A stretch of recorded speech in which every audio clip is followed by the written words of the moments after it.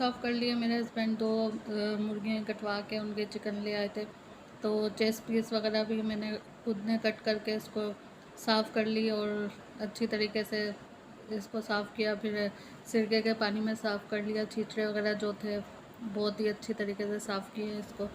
और फिर यहाँ पे सारा गोश्त अलग कर लेते हैं, जैसे सालन वगैरह का बनाना हो उसके लिए, और ये चेस्ट पीस टिक्के बनाने के लिए। तो ये मसाले लगा के इसको रख दिए थे। जब आप लोगों का दिल करे तब फ्रिज से निकाला और फिर इसको फ्राई कर लिया या स्टीम दे लिया। तो मैं इस तरीके से करती हूँ, तो आप भी इस तरीके से करें तो ज़्यादा इजी रहता है। ये मसाला लगा के इसको हमने रख लिया।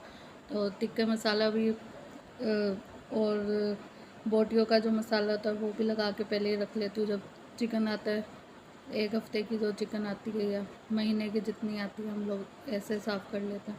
यहाँ पे ये जिंगर बर्गर के लिए चेस्ट पीस थे, उनको बारीक बारीक इसके लिए उतार ली थी। और ये फिर पिज़्ज़े के लिए छोटी छोटी बोटियाँ कर ली थी चेस्ट पीस की। और ये सालन बनाने के लिए अलग अलग शॉपर बना लेंगे इसके। तो आज मैंने कोई क्या कहते हैं चीज़ नहीं बनाई थी सालन वगैरह। तो पहले ये चिकन का था, दाल बना ली थी साथ में। तो चिकन की सफाई वगैरह करने में टाइम ज़्यादा हो जाता है, तो इसको साफ़ करके शॉपर बना के रख लेते हैं। तो इस तरीके से मैं करती हूँ। तो ये मैंने शॉपर बना के रख लिए थे, तो जब बनाना हो फ्रीज़र से निकाल लेते हैं एक शॉपर, और फिर मुश्किल भी नहीं होती उसी टाइम। जैसे पिज़्ज़ा वगैरह बनाना हो आसानी हो जाती है। ये पिज़्ज़े के अलग से कलर लिया शॉपर का ताकि नज़र आ जाए। तो ये पिज़्ज़े में जो चिकन बोटी डलती है, तो ये उसके लिए। और चिकन टिक्का की मैं आपको रेसिपी दे दूँगी, उसमें क्या क्या मसाले वगैरह डलें।